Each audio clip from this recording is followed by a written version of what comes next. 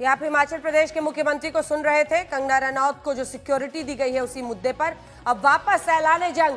न चेहरे पर शिकन, न दफ्तर टूटने का गम, सपना टूटने के बाद भी गजब का संयम। जी हां, इस संयम से मिली शक्ति का इस्तेमाल वो उद्धव सरकार पर हमले के लिए कर रही हैं।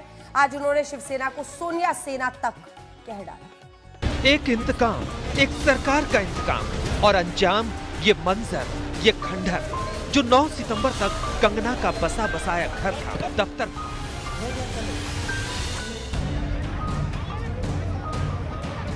ये काफी नहीं था क्या एक सूबे की सरकार के लिए जो जले पर नमक भी छिड़क रही है। शिवसेना के मुखपत्र में उखाड़ लिया बनाम क्या उखाड़ लोगे जैसी हेडलाइन बदले की आग में अंधी एक पार्टी और सरकार की दास्तान है। शिवसेना विघ्न संतोष से भरी है तो कंगना प्रतिशोध की ज्वाला में धधक रही है। वो ईंट से ईंट बजा देने को बेकल है। इसलिए उन्होंने आज अपने पहले ही ट्वीट में वार शिवसेना और उद्धव की दुखती रग पर किया। जिस विचारधारा में श्री बाला साहेब ठाकरे ने शिवसेना का निर्माण किया था, आज वो सत्ता के लिए उसी विचारधारा को बेचकर शिवसेना से सोनिया सेना बन चुके हैं। कई जानकारों का मानना है कि कंगना के खिलाफ कार्रवाई कर शिवसेना अपने मराठी वोटरों को सेट कर रही है। मराठा, मराठी और मुंबई जैसी बातों पर कंगना पर हमले से उसके कोर वोटर खुश हो रहे हैं। इसलिए कंगना के मुंबई पीओके जैसी क्यों लगती है वाले बयान को बवाल की हद तक तूल दिया गया। बुधवार को कंगना के मुंबई पहुंचने से पहले शिवसेना की ये जो टोली विरोध प्रदर्शन के लिए एयरपोर्ट तक पहुंचाई थी, वो कंगना को मुंबई और महाराष्ट्र विरोधी समझकर ही आई थी। कुछ पल के लिए शिवसेना को मजा बहुत आया होगा, लेकिन सच तो ये है कि ये उसके लिए सजा से कम की बात नहीं है, क्योंकि कंगना अब उसे सोनिया सेना कह रही है। वो उद्धव ठाकरे की पार्टी को बदनामी की हद तक बदनाम कर देना चाहती है। इसलिए तो बिना बाला साहब ठाकरे का नाम लिए उन्होंने एक तरह से कह दिया कि पुत्र हो तो अपने पिता के पैरों की धूल के बराबर भी। तुम्हारे पिताजी के अच्छे कर्म तुम्हें दौलत तो दे सकते हैं, मगर सम्मान तुम्हें खुद कमाना पड़ता है। मेरा मुंह बंद करोगे, मगर मेरी आवाज मेरे बाद फिर लाखों में गूंजेगी। कितने मुंह बंद करोगे, कितनी आवाजें दबाओगे, कब तक सच्चाई से भागोगे तुम? कुछ नहीं हो, सिर्फ वंशवाद का एक नमूना हो। वो ये बताने से भी नहीं चूकी कि उद्धव अपने ही घर में लोगों का समर्थन खो रहे हैं, कि उनके पैरों तले जमीन खिसक रही है। मैं इस बात को विशेष रूप से स्पष्ट करना चाहती हूँ कि महाराष्ट्र के लोग सरकार द्वारा की गई गुंडागर्दी की निंदा करते हैं। मेरे मराठी शुभचिंतकों के बहुत फोन आ रहे हैं। दुनिया या हिमाचल में लोगों के दिल में जो दुख हुआ है, वो ये कतई ना सोचे कि मुझे यहाँ प्रेम और सम्मान नहीं मिलता। अभी तो शाम ही हुई है, रात बाकी है, बात अभी बाकी है। कंगना का जवाब और आग उगलेगी। अपनी करनी से चौतरफा किरकिरी करा रही महाराष्ट्र सरकार की वो और किरकिरी करेंगी। वैसे भी कंगना को एक बात अच्छी तरह मालूम है कि इस मामले पर देश उनके साथ है। देश के कोने कोने से उन्हें समर्थन मिल रहा है। कंगना के समर्थन और उद्धव सरकार के विरोध में निकले ये जुलूस उनकी हिम्मत को हवा देने के लिए काफी है।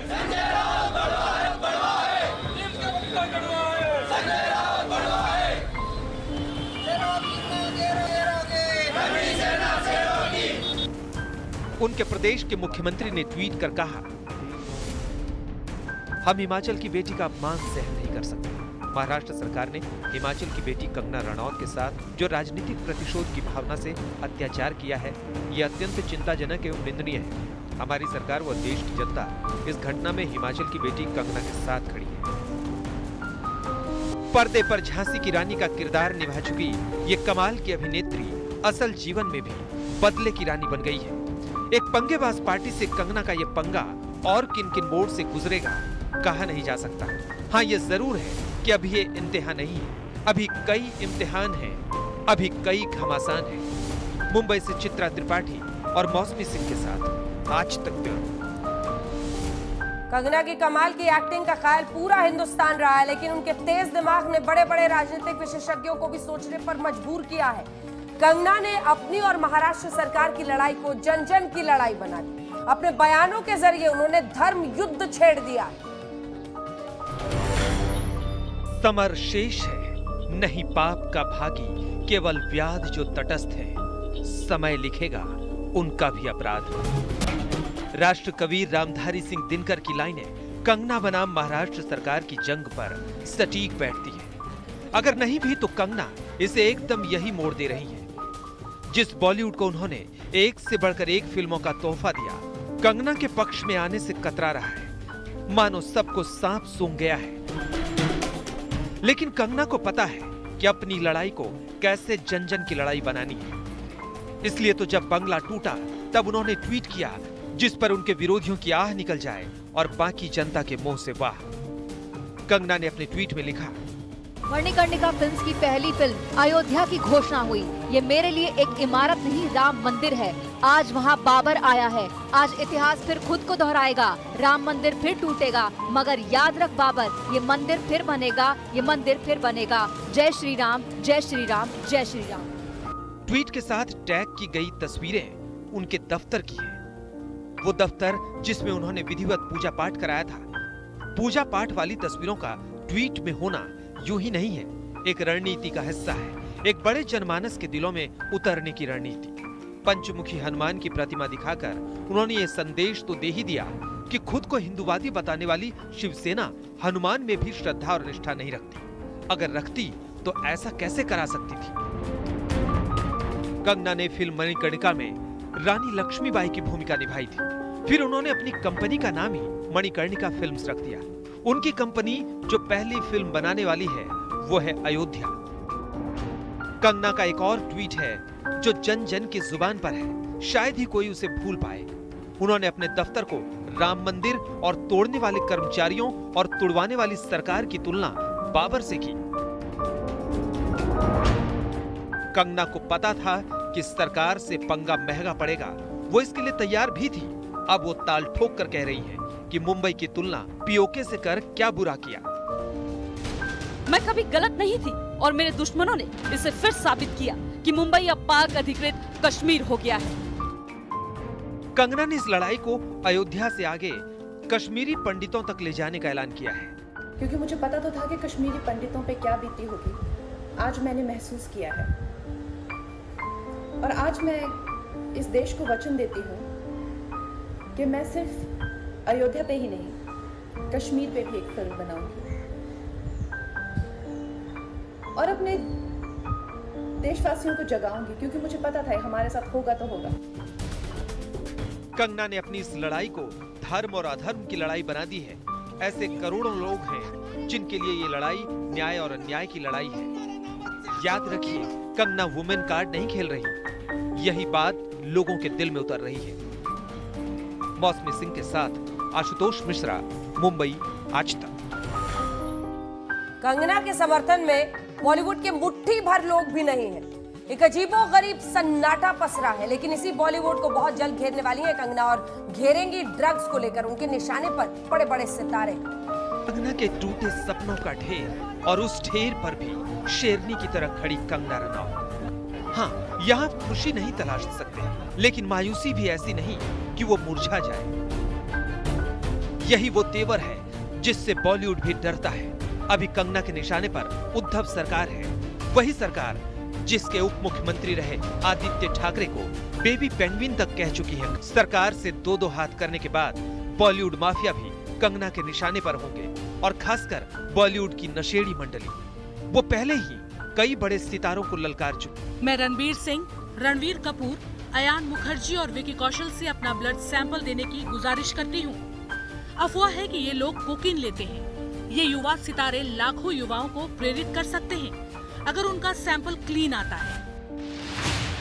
इत्तेफाक देखिए कि जब वो मुंबई आई है, उससे पहले ही रिया बॉलीवुड की 25 बड़ी हस्तियों का नाम दे चुकी है, जिनके घर किसी भी वक्त समन जा सकता है।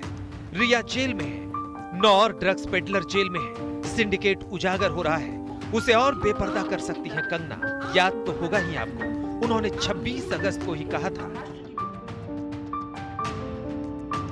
अगर नारकोटिक्स कंट्रोल ब्यूरो की बॉलीवुड में एंट्री होती है तो ए लिस्ट में शामिल कई हस्तियां सलाखों के पीछे पहुंच जाएगी। अगर ब्लड टेस्ट होते हैं तो कई चौंकाने वाले खुलासे होंगे। मुझे उम्मीद है कि प्रधानमंत्री स्वच्छता मिशन के तहत बॉलीवुड नाम के गटर को साफ करेंगे।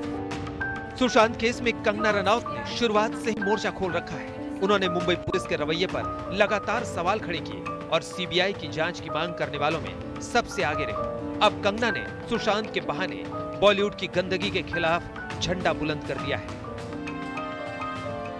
फिल्म इंडस्ट्री में सबसे ज्यादा पॉपुलर ड्रग्स कोकीन है। इसे करीब करीब सारे हाउस पार्टी में इस्तेमाल किया जाता है।